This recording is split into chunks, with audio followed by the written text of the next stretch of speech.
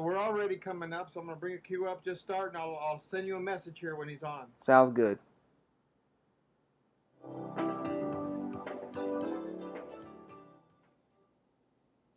Good afternoon. My name is Niko House, host of the political radio show Mi Casa, Casa, and you are now listening to a man who has been stripped. I've been stripped naked by YouTube. I'm not the only one, apparently. So there have been a lot of us who have been stripped by YouTube, and there's really seemingly no rhyme or reason as to why we've been stripped naked. They say that it's because, we have inappropriate content. They say that it's because we're not suitable for advertisers. But it's actually really interesting because, it seems like almost everybody has been hit invariably, and we can't actually figure out what the rhyme or reason is to this. What it seems like, to be totally honest, is that they were trying to essentially catch us off guard. They were trying to get us while we weren't paying attention and say, okay, we're going to strip these political channels because they're saying things that we don't want people to know about. But fortunately, there are other venues, there are other options, and we have been working on that, and we'll get to that a little bit later. But I do have a special guest to announce. Right now, we have the one and the only H.A. Goodman. How you doing, H.A.? Niko House, thank you so much for inviting me on your show. Big honor for me, and I just want to thank you very much. Oh man, it's my absolute pleasure as usual. So it's been a crazy couple of weeks. It's been a crazy weekend in general. I heard you got banned from Twitter, man. What's going on?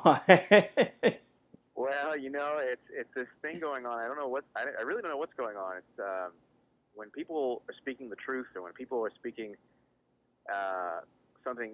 when they're saying something contrary to the narrative that's pumped by CNN and MSNBC, they either get banned from Twitter or, like, for example, Tim Black, as you know, just today notified everybody he's getting demonetized. You didn't see the videos. Yeah, I forgot you're not on Twitter anymore. Yeah, that happened to me too, man. Oh yeah, hundreds. Oh my God, hundreds, right. like 65, 70%. Yeah, right. Yeah. I had to go to VidMe specifically because I got torched by Twitter. That was their thank you gift for me hitting 5,000 subscribers yesterday. They decided that they were gonna kill me, but it wasn't fun. But what exactly led you to get kicked off of Twitter? I don't get it. Well, there was a writer for the Daily Banter, and a young guy, and he basically, like all the neoliberal public relations machines or public relations executives for the Democratic Party, he took Charlottesville and he tried to make it into, if you don't, and it wasn't just him, it was a lot of people online, as you know. If you don't agree that Charlottesville bolsters identity politics and that the Democratic establishment was right all along, and then you are some bad person, and you are then, because you disagree with the Joan Walshes or the Keith Olbermanns or the Neera Tandons, you are then lending support to white supremacist Nazi white nationalists. That's the logic. If you don't swear a loyalty oath to Hillary Clinton, then you have become a white supremacist. Oh man, I love that logic. That seems. That's. What do you mean? Bernie Sanders was sexist simply because he wouldn't just bow out of the debates. Or bow out of the election, and I didn't know that. Apparently, I'm privileged because I decided not to vote for Hillary Clinton, and I don't know how those things are comparable. I don't get why me not vote, because apparently Hillary Clinton was just so much better for the country than anyone, than Donald Trump. She's not better. I have a dog that can run the country better than Hillary Clinton could. That's not a joke. I think it's better to do nothing.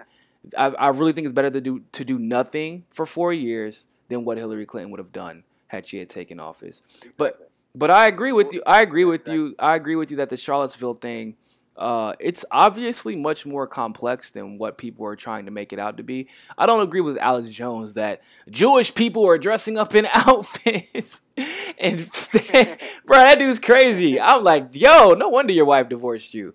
But even Joe Rogan had to call him out. But I also don't agree with the whole, yeah, let's take this and run with it. And oh, by the way, it's all Trump's fault. Because we've seen this how many times before? Like, literally, it's like, first it was Russia. And now, obviously, Russia's being dissected. And I would love for you to talk about that a little bit more. I know you just did an episode about the Congress lady who met with Julian Assange. Well, yes, Congresswoman Dana Rohrabacher. Actually, a man, really interesting guy. Hilarious guy, actually. But yeah, I mean, a lot of things are taking place to speed up the dismantling of the Democratic Party, and we saw with Charlottesville, it was like their last effort to kind of promote the same talking points. I didn't vote for Trump. I voted for Jill Stein.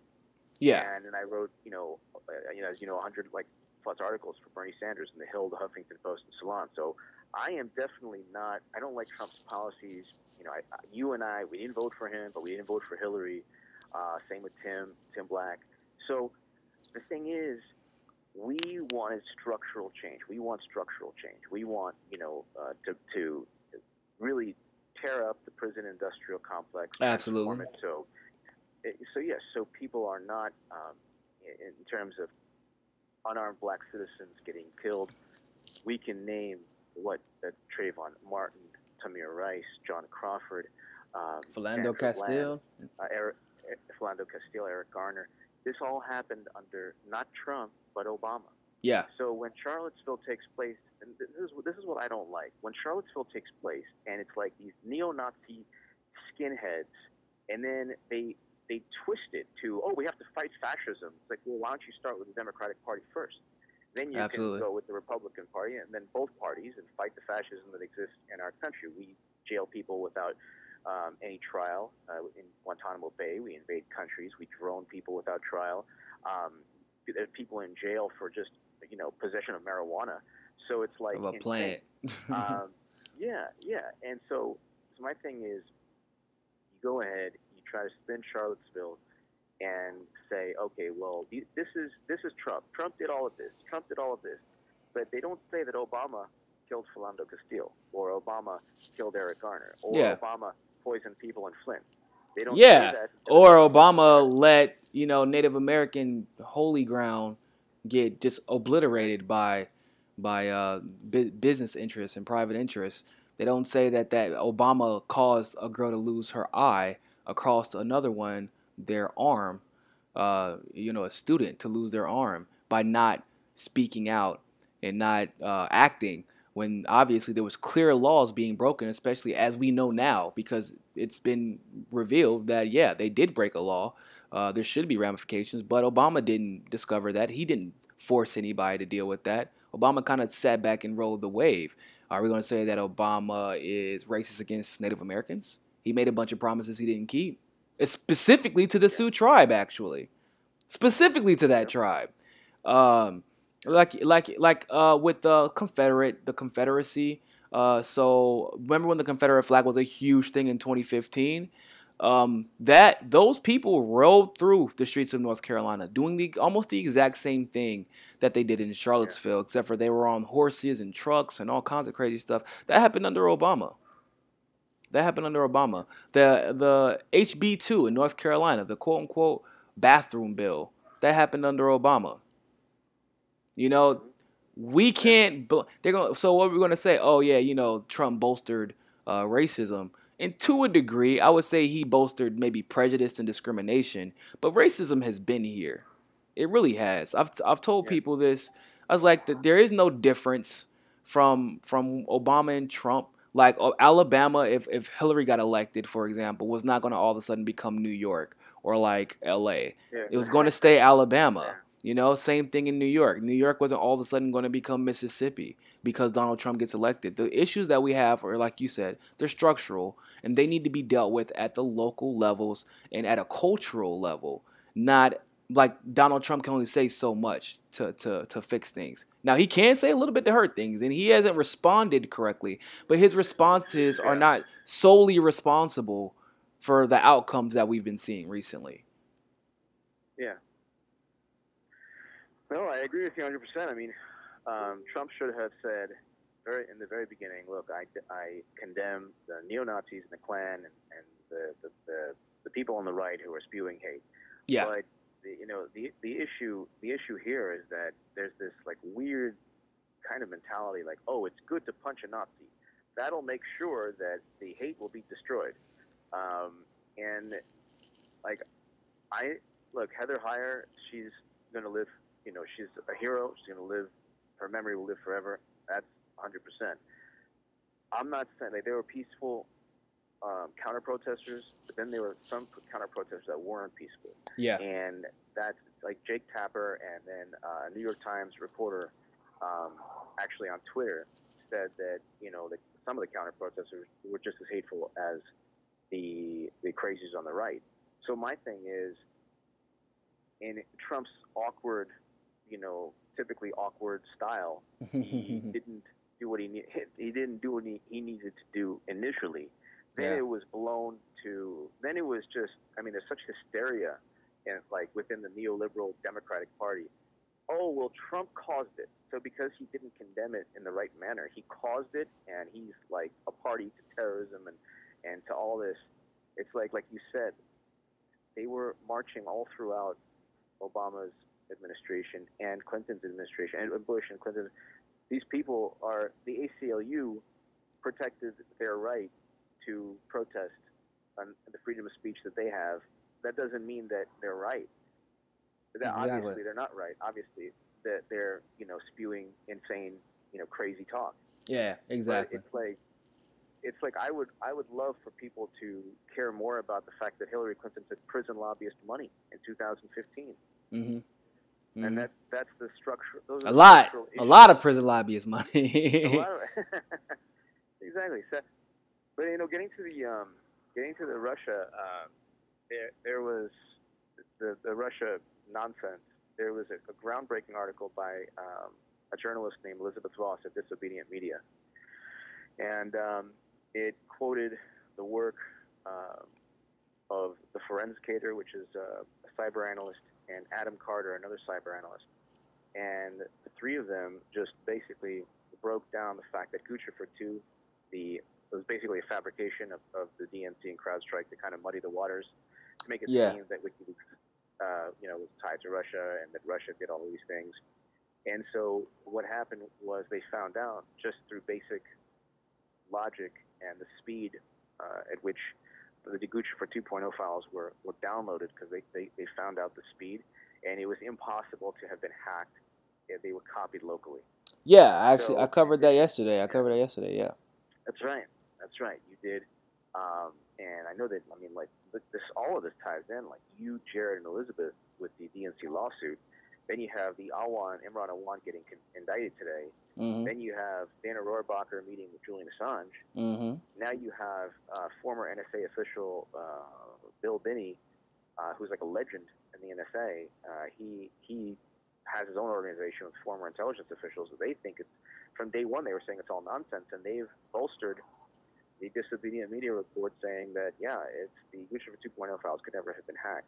And my whole thing is, Niko, why would Russia go through the trouble of hacking the DNC with no classified intelligence when they had Hillary's private server with top secret intelligence, and her private server was unencrypted for 3 months? Yep. Oh man, don't get me. Ooh, man, look, they were like, oh, Russia hacked the election, or Russia tried to do a cyber attack, but nobody did any type of flinching. Obama didn't issue sanctions on China when we had definitive evidence that because of Hillary Clinton, we were hacked by China and a bunch of other countries, because Hillary Clinton decided, well, you know what? Top secret clearance isn't even that big of a deal. It's just nominal at this point. Let me just go ahead and put my server in my kitchen where everything is all good. So I guess what? So she can accidentally leak top secret emails while she's cooking? I don't get it. I don't understand why why we did not see the well, no, I do understand it, but it's ridiculous that we didn't see the same type of urgency in sanctioning China and sanctioning all the other powers that were involved in trying to hack Hillary Clinton's emails and did so successfully. Yep. Why didn't we see the same urgency where CIA intelligence and officials came out and said because of Hillary Clinton and her lack of protocol, spies died overseas. American double agents died overseas. But nobody cared about that. Let's keep talking about these emails over and over again. And then the transition started happening. Or they were like, okay, the Russia scandal or the Russia conspiracy theory is not flying anymore. So let's call it something else. You know what? Kim Jong-un, this is about that time of year when he starts acting stupid. So, let's just say he's on the verge of a nuclear attack and make Trump deal with that. So what Trump hasn't realized is that they've been essentially baiting him in every way you can think of. They've been baiting him, and he hasn't been responding correctly. I will say that. But he didn't. I don't think he realized that Kim Jong-un wasn't going to do anything. I don't know if he wanted to try to show a flex of muscle, but I think that anyone who's been paying attention knows that how coincidental. All of a sudden, Kim Jong-un has nuclear capability right after the Russia scandal dies, and that's all they want to cover. Yeah. He hasn't been able to do this for how long? Well, that's the thing, you bring up a great point. All of this is premeditated, and when you look at Bernie Sanders before, everything, before, saying that he'd vote for Hillary, and before all of that stuff, Bernie Sanders was able to go from, just 1 or 2, 3 or 4% to battling Clinton neck and neck within the Democratic primary, and he did so with a big grandiose message, breaking up too big to fail banks so they don't plunge us into another potential depression. Yeah. Ending perpetual counterinsurgency wars, where half to 2/3 of all the Americans killed and wounded in Iraq and Afghanistan were the victims of IED blasts, and not to mention the untold suffering that we cause, quote unquote, unintentionally. Yeah. And banning fracking, reinstating Glass-Steagall. He had a bill to abolish private prisons. Yeah. Structural things that would over time, 20 to 25. I mean, look how much, even though we still have obviously our racial issues, look how far we've come in 50 years with a lot of people putting up a legitimate effort to stop race relations from mending. And that's legitimately people putting up, like Richard Nixon. I mean, his campaign manager came out and said that the crime or the war on drugs was really a war on black people and Jewish people, which was weird. I don't understand how that was a war on Jewish people, but apparently it's a war on black people and a war on Jewish people, but that was the only way he could do it without saying it. I mean, obviously Clinton doubling down on that. Ronald Reagan just being Ronald Reagan in every way, form, and fashion. Fox News, there have been the Bill O'Reillys of the world, but even still, race relations have been improving, and the lives of minorities have been improving steadily over time. Now, imagine if we had someone who actively put in structural legislation to bridge that gap, to make sure that women can get equal pay, to make sure that that we don't have to worry about something crazy like credit. Like credit is, people don't realize that there was a big thing about how creditors were deeming black people's credit over white people's credit. So things like that, structural changes that make it easier for everybody overall. $15 an hour, all that good stuff. It's really simple, but it affects the pockets of a few, and that's why they're working so hard to make sure it doesn't happen. And they're trying to get, that's the same reason why they're trying to get Trump out, because Pence, which I don't understand. I guess there's a dichotomy in the Republican Party, right? Because Pence is boring, but he's stable and he's controllable. Trump is not. Well, that's the thing, I mean, in terms of, I think that I don't even think that Democrats really even care about any structural issues. No, hell no, they don't. We can say that safely. They don't, for sure. Yeah, they don't for sure. But I don't, also Pence is actually like in terms of getting things done, like cutting like food stamps and cutting. Yeah, he'll be you know, much more effective, money to. which is scary. Yeah, he'd be much more effective. So cutting social services, which is exactly what Democrats, I mean, that's their biggest platform. Or we'll protect you from Republicans cutting social services. Look at his state. That actually. The state that he came from. I don't understand how he was picked to be the VP. Indiana, it's horrible to live in right now. It's horrible. Well, that's the thing. Pence said, well, I guess he's, the outreach to the religious voters, but I just think that people don't get that, Trump, the fact that Congress doesn't want to work with Trump, and that's why he always signs those executive orders, it's actually better for Democrats who fear what Trump could do, because even Republicans within his own party vote against, the Republican health care bill. Yeah. So I mean, if you had Pence, you'd have a much different ballgame. But let's see, the thing that they know, and Niko, I'm glad I'm on your show, and I'm telling this to everybody, Trump is going to win again in 2020. Not that I want him to. Yeah, I agree. They're already cheating. I interviewed. Unless, yeah, I mean, it depends on what happens with Bernie. It's a lot of variables, but if the Democratic Party is successful in doing what we know that they're going to try to do, then yeah, I 100% agree with you. I interviewed Jared Beck on my channel, my YouTube channel, and he said, I asked him, I said, look, if it's Kamala Harris and Nina Turner and Bernie Sanders, what are the chances that the Democrats cheat Nina Turner and Bernie Sanders? He said, that's a simple question. The chances are 100%. Yeah. And so my thing is, let's say it's an establishment Democrat. An establishment Democrat, because the party is so fractured, because progressives are so fractured, because independents hate the Democratic Party, and because the Democratic Party polls alongside Trump in terms of favorability ratings, and Trump can kind of get away with it because he's kind of like the lovable. What are the favorability ratings mean anyway at this point?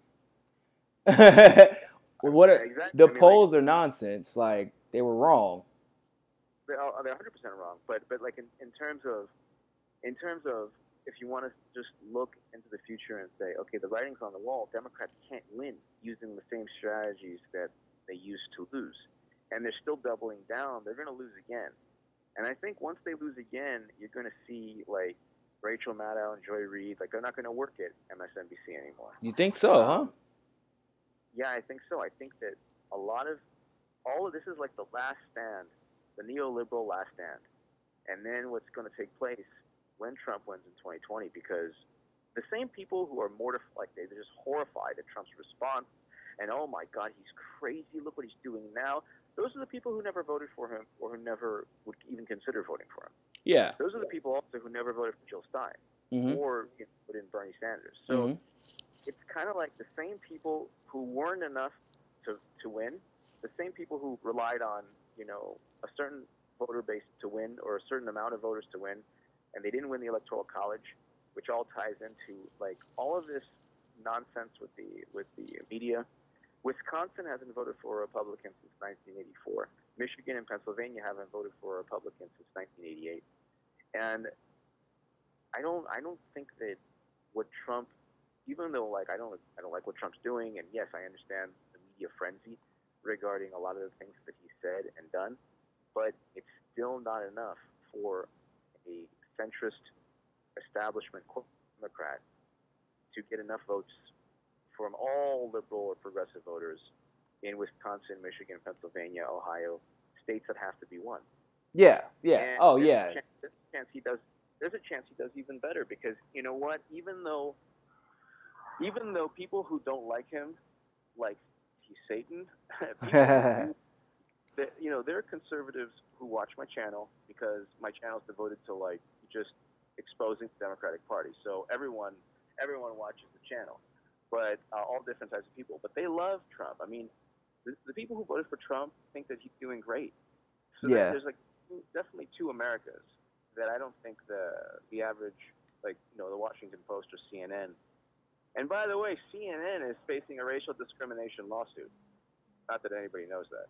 I did not know that. Oh yeah. When did that happen? article in the Huffington Post, just kind of like explaining what's going on. And yeah, they have a racial discrimination lawsuit with like the most insane things that some of the producers were alleged to have said to black employees and employees of color. I mean, this is not really surprising. I mean, I don't want to use the word cooning, but I'm going to go ahead and use the word cooning. When you get people like George, because there's two types of cooning. This is coming from a black man, but it's two types of cooning. There's the Colonel Wests of the world, or the Dr. Carsons, those type of. But there's the other kinds, and the other kind are worse. They do more damage to the black community. There's your Joy Reids, your Don Lemons, the ones who will do whatever they can for the money, but pretend to be all for their culture. But they'll do whatever essentially the slave masters tell them to do in order to solidify their title, their money, their family, their own personal ambitions. And like I said, that's a whole different level of cooning is dangerous. It got us Hillary Clinton, because people like Lewis, who's supposed to be a civil rights activist, decided all of a sudden that he didn't know who Bernie Sanders was, even though we clearly saw in a speech at a civil rights movement march, Bernie Sanders was standing right behind him. Saying that Hillary Clinton and Bill have been here this entire time, and we found out that wasn't true. The crazy thing about this election also is that 29% of Latinos and 8% of black voters voted for Trump. Mm-hmm. That's a higher percentage of black and Latino voters than voted for Romney. Oh wow. So, I did not know that. Yeah. So Trump actually did better with black and Latino voters than Romney. I did read that he did much better with black voters than what the Hillary Clinton campaign tried to portray. Which I'm thankful for. Which actually which of course we ended up figuring out later on after the Harvard study came out. But it just really kind of reaffirms what we already knew. They keep saying that Hillary Clinton just dominated the black vote throughout the primary process, and it wasn't true. Bernie Sanders actually did better in large part because of minorities in key areas. But for some reason, of course, it's the numbers. The numbers were lying.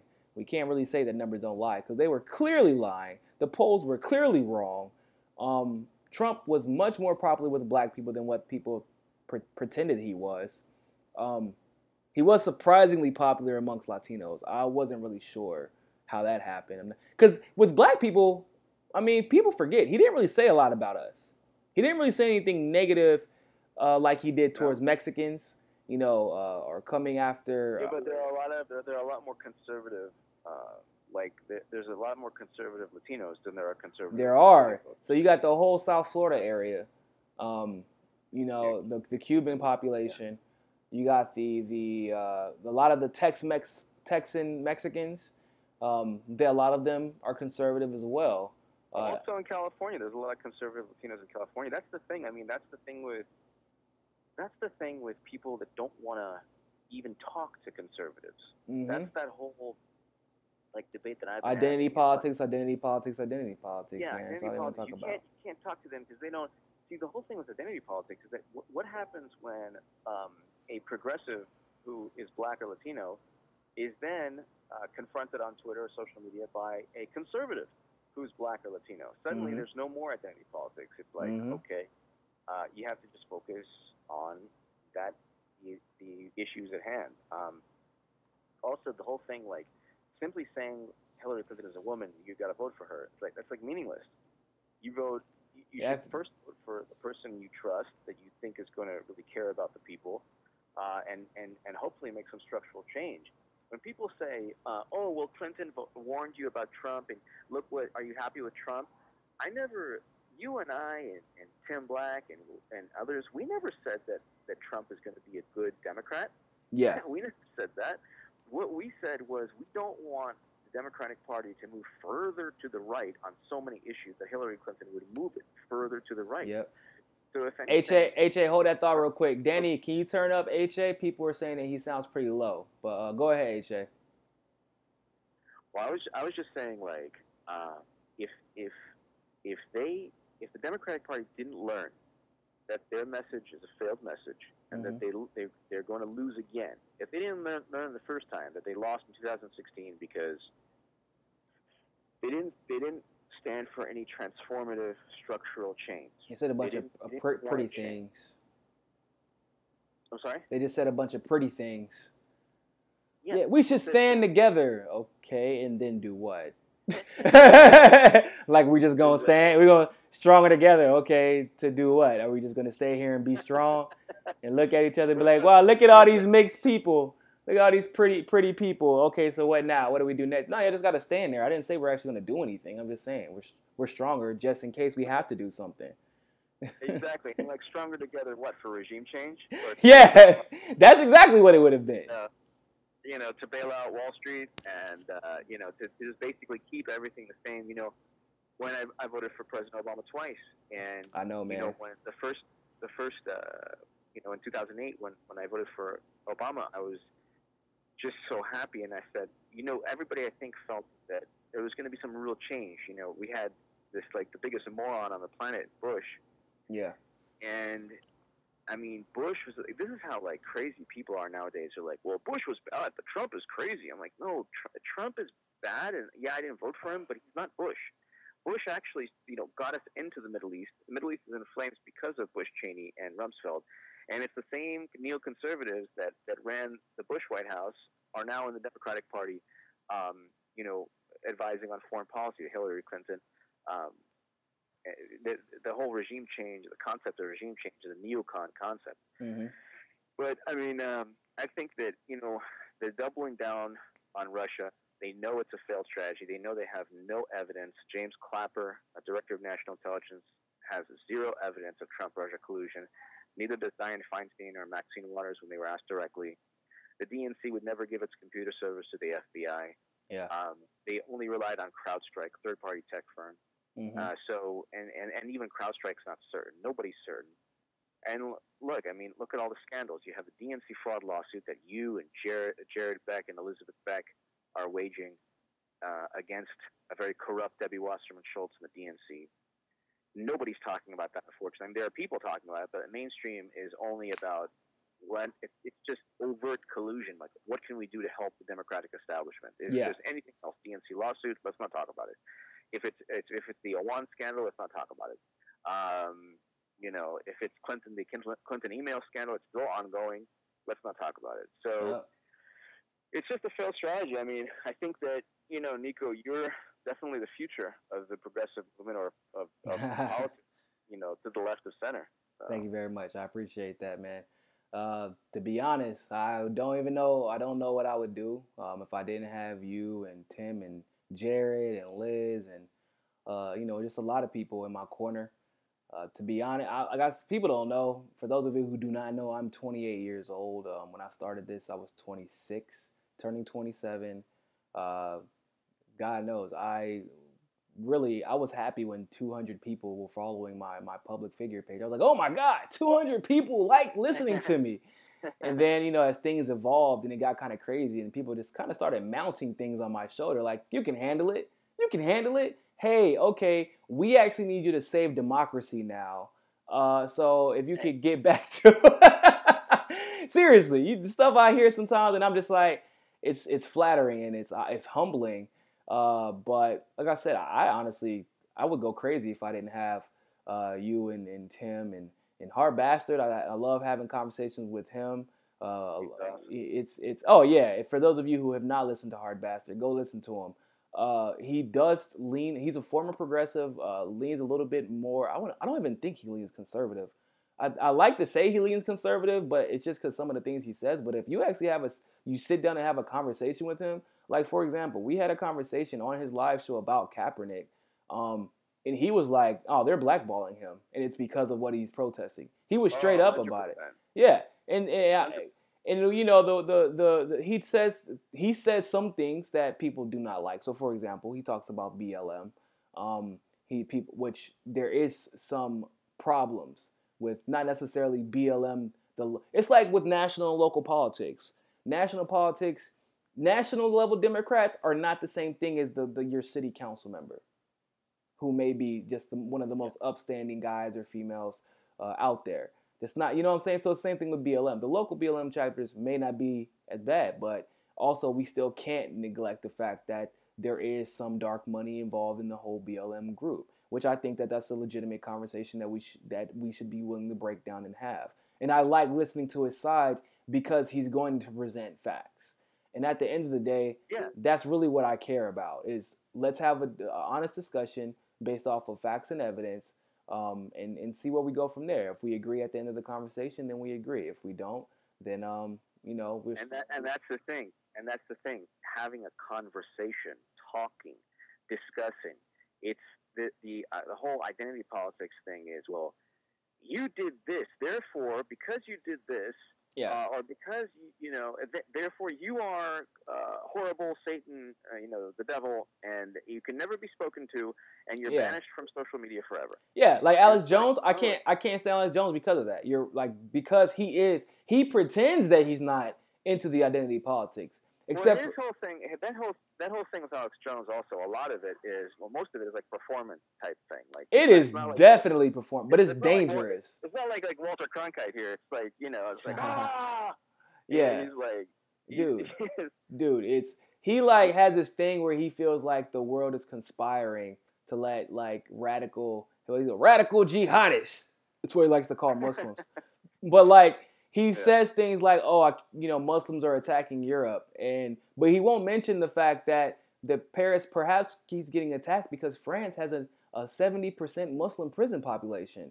Maybe if they stopped being racist pricks, then they wouldn't be a centerpiece for terrorism. Like things like that, like things don't just happen. It's cause and effect. You talk about Muslims and refugees going into Europe by huge numbers, which is true. That's happening. But he won't say, well, it's because your conservative president bombed the shit out of their countries and they had nowhere else to go. So, of course, eventually you get enough good people, just like you can have 100 good people in the neighborhood. There's always going to be one criminal. Yeah, and Bush, Cheney, and Rumsfeld started a catastrophe of untold horror. Yeah. With what they did in Iraq and Afghanistan, and then with Libya under President Obama and Hillary Clinton, and then Syria, that exacerbated everything. And the current refugee crisis is a response to all of that, especially Libya. It is. It really Brexit is responsible for Brexit. Yep. It was mostly our actions. Yeah, they're not innocent. Now, Great Britain is not innocent, but that's. What kills me is like the fact that Seymour Hersh got a Pulitzer Prize for what he did as far as investigating the transition of the chemical weapons from Syria or from Libya into Syria, then that were then used on the Syrians. Then they blamed Assad like that. He won a Pulitzer Prize because it was all accurate, and people are still like, yeah, but we don't know, man. That Assad, like I'm not saying Assad is the most upstanding fellow. But he can't be any worse than our leaders. That's just a fact. And we also propped up Saddam. Yeah. And we funded Bin Laden and all of these, and we can go. Bin Laden was CIA, for those of you who don't know. This is everybody in the military knows this. And one thing about WikiLeaks, and I love WikiLeaks. I love Julian Assange. I think that we need them in this world where there's just so much collusion between quote-unquote journalists and media, which, I mean, they're really public relations firms. And what WikiLeaks is able to do is just publish the truth. And when people don't see when their side is exposed, they say, oh my God, it's unfair. But I mean, WikiLeaks published the Iraq and Afghanistan war logs, and then all the files, all the information associated with the lies we were told regarding Iraq and Afghanistan, and then domestic spying under Bush and Obama. But also, one thing that WikiLeaks pointed out, when Trump dropped the Moab in Afghanistan, he destroyed a whole bunch of CIA-built tunnels. So it all came full circle. That's kind of funny. We destroyed our own tunnels. But I mean, and ISIS, for example, another clear example. And I want people to understand this. I want people, because first of all, for those of you who don't know, Israel is our friend, and it has nothing to do with anything but money. By the way, in power and control of that region. You think ISIS is a big problem, and Israel is really scared of ISIS? You know, it's rumored oftentimes that we fund terrorism, and it's because it's true. And you've never in your life heard of a terrorist attack from ISIS into Israel, have you? Name one time. Have you heard? And ISIS is basically, I mean, most of what ISIS does is they commit crimes and atrocities against other Muslims. Yeah, which is really specifically weird, right? Considering that Jewish people feel, I mean, not Jewish people, but it's the Israeli government, I should say, because not even most Israelis don't even feel that way about Muslims. But the Israeli government tries to portray themselves as being victims. But if anybody's paying attention, when's the last time you were like, oh man, Al Qaeda really did a number on Israel? No. Or ISIS, wow, another suicide bombing by ISIS in Israel. And it's really weird that nobody except for the main groups in Israel and Palestine, even then you got to question, okay, are these legitimate groups? Because not knowing what we know, like you can quote unquote prevent groups like ISIS and Al Qaeda from getting into Israel and doing what they are right down the street. But you can't stop terrorism peacefully in your own state because you're being funded by the same money that's funding the damn terrorism. Yeah. Netanyahu took millions from Saudi Arabia when he was running, the country that supposedly want to destroy him. Oh, and that's the thing. I mean, when you look at the region, there's less of an emphasis on peace or a two-state solution, and there's more of an emphasis on regional rivalries, whether it's Iran and Saudi Arabia or Israel, Saudi Arabia versus Iran. It's really unfortunate because, more than unfortunate, but the world would have been better off had we not gone into Iraq. And overall, if anything, we emboldened Iran. So then it's like our foreign policy is, we only see 2 steps ahead, and we're definitely playing checkers and not chess. So, and the same thing, like you can look at the Russian hacking whole nonsense. So the Obama administration signs off on 20% of U.S. uranium to be sold to the Russian government. And then they say, well, they can't build bombs from it. Like, well, how do you know that Russia's not going to sell that to North Korea? Yeah, it's not about building bombs from it. It's about, exactly. It's the chain reaction that could be used. Like you said, maybe they did sell it to North Korea, and that could be how they got nuclearly armed.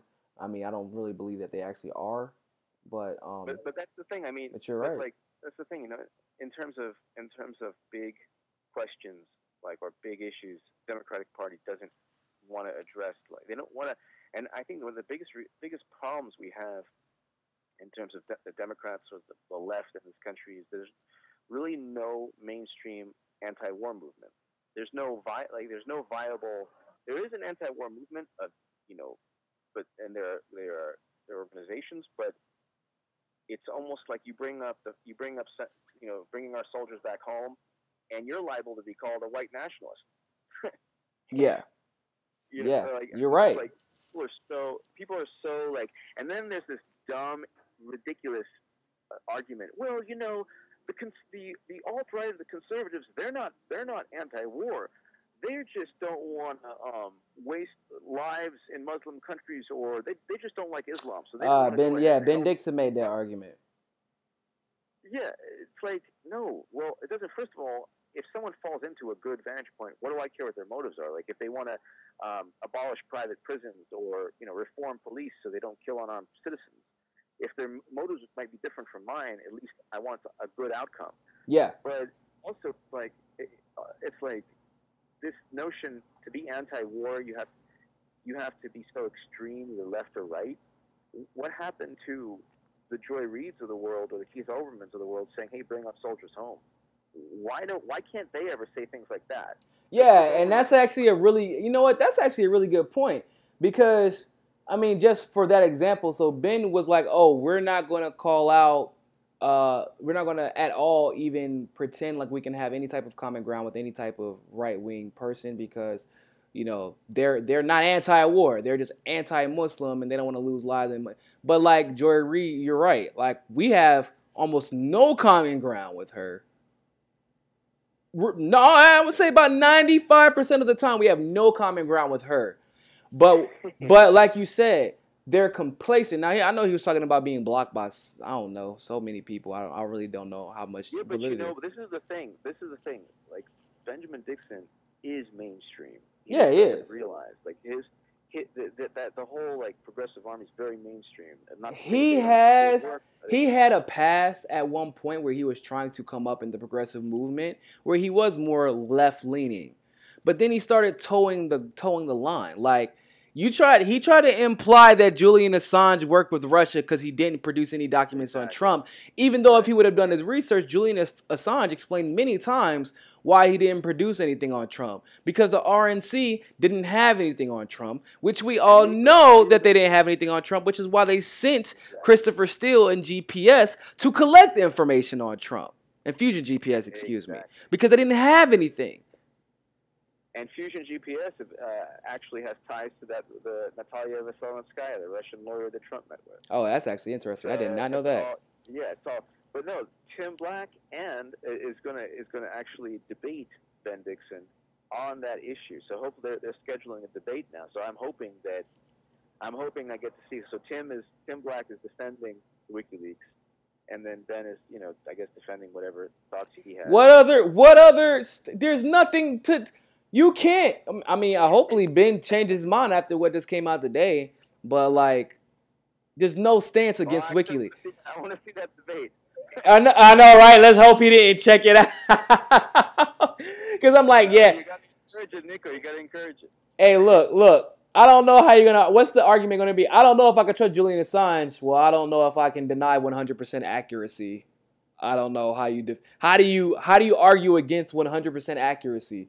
How do you argue against the fact that the United Nations already said that Julian Assange has never printed hacked documents? They have always been leaked. How do you argue with the fact that it has been officially ruled he is being held against his will? How do you argue with the fact that, obviously Julian Assange is about to come out and explain what happened with Russia, but how do you argue with the fact that he's produced documents on Russia? Like and exactly, and also we're gonna find out in the next, probably within a year, that Russia had nothing to do with the election. Within the month, it seems like. We're going to find out that Seth Rich was the WikiLeaks source. We're going to find out, hopefully, please God, Trump pardons Assange to where he can just live a normal life and just, run WikiLeaks, just like a normal human being, not being arbitrarily and unlawfully detained, which is what the United Nations says, which is what, you just brought up. Yeah. But, I mean, everything that we've been told, from Hillary possibly winning Texas to Russia hacking the DNC, to harm Democrats politically, all of it's a lie. And Russia had nothing to do with WikiLeaks. Russia didn't hack the DNC. All of it's a lie. If anything, we have Kim.com, we have Seymour Hersh saying that Seth Rich was the WikiLeaks source. And we have, hopefully it came out today in an article in the Daily Caller, actually, that Boehner Rohrbacher was asking Assange about, information regarding, not just the DNC leak, but kind of pointing to, hey, like, well, how did you obtain the DNC emails? Yeah. So that leads directly to Seth Rich. It's just everything we've been told, and it's kind of speeding up. Because social media, I guess the good side, like, we know a lot of the evil sides of social media, which is the bullying and all that. The good side is that narratives can be completely debunked very quickly. Yeah, and the whole very quickly. And the whole debunking thing, like, that's like, what they'll do is they'll come up with something completely outlandish, the Democratic establishment or public relations firms like the Washington Post, and then they'll try to quote unquote debunk it. Like nobody believed it anyway. Yeah. So it's not like people like Clinton didn't lose because of fake news. And actually, WikiLeaks came out. Well, there was a Stanford study, and they retweeted that the top 3 stories, the top 3 fake news stories, favored Hillary Clinton. Yeah. Oh yeah. Oh man, that whole fake. I mean, you've been watching. I mean, we've been watching since the very beginning. But yeah, the entire idea of fake news is when we were actually calling out the news that was what, like you said, favoring Hillary Clinton, lies not necessarily about that favored Trump, but usually lies that tried to disparage Bernie Sanders, like claiming that his civil rights photos were fake. Oh my God. I was like, that's low. Even for Hillary Clinton, that's low. Like, but yeah, like the John Lewis situation. That's like another example. The John Lewis situation. It's not as low as when Clinton spread a photo of Obama in African attire. Yeah. Oh, and they try to say that, oh yeah, you know that it's Trump was the one who started the birther argument. No. Hillary Clinton started the birther argument. Like, let's be honest. Like, maybe Trump was a part of it because Hillary Clinton asked him to be. Like, because they were friends at that point. But obviously, Hillary Clinton and Trump aren't friends anymore. That's so weird. I wonder how it felt whenever, like, her friend was like, yeah, so I'm going to have to indict you. They went from taking pictures together. Because I think all of us could say we were worried to some degree that there was a chance that because they were friends that he might go easy on Hillary. Like, there was a worry to some degree.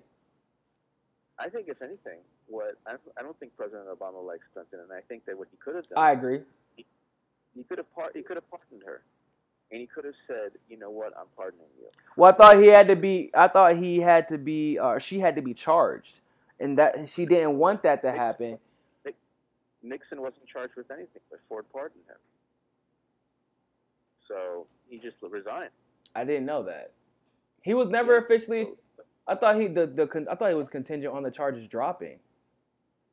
No, he just left. He resigned after Watergate, and before everything could, once he was going to get impeached. Once everything hit the fan, he was like, "I'm out." I think it's so. Here's why I think it's a little different. I think it's a little different because if Obama has to say you're pardoned, her election was a guaranteed loss. Because it's like you pardoned from what? I'm talking about after. Oh, yeah. So, that's true. What Obama he could have while Trump was still the president-elect is what you mean. Like before he took over office, he could have pardoned Clinton. Exactly. Oh wow, I didn't think about that. Yeah, all he needs to do is pardon Clinton, and that would have been the end of the email. Loretta Lynch would have been saved from. Yeah, he could have pardoned all of them. Well, I think he could have pardoned all of them, but he didn't. He didn't pardon Comey. He didn't pardon Loretta Lynch. He didn't pardon Bill Clinton, Hillary Clinton. He didn't pardon anybody. I didn't think about that. That's a good point. So I think that's kind of Obama's last fuck you, Democratic Party. Did everything, yeah. Even though he did everything possible to help Clinton, and she still lost. I think that's his last. Like, okay, I remember what you did to me in 2008, and I'm not pardoning you, so you can forget about that. So enjoy, and the email stuff.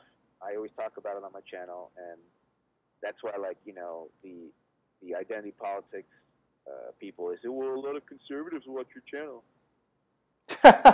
I know, yeah, how dare you have a conversation with other ideologies, H.A.?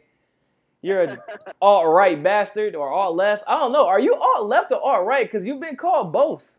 You've been called both a lot. I think that I used to be progressive, but now it's like, who knows what progressive means? But I think right? So let's touch base soon, man. All right, sounds perfect, man. Sounds perfect. Thank you so much for coming on. I appreciate it. We'll talk soon. Thank you so much. All right. So everybody, that was the great H.A. Goodman. It's always a pleasure to have him on. There's been, a lot of H.A. tends to get attacked a lot. Well, I get attacked. Tim Black gets attacked.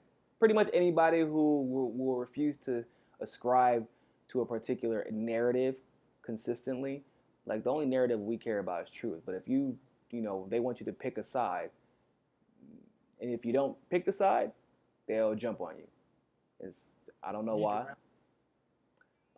So keep supporting the truth. Go check out HA's channel, and it's about that time for me, ladies and gentlemen.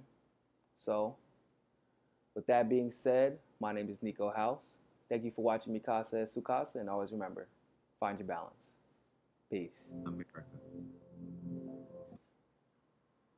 All right, you went over about 40 seconds.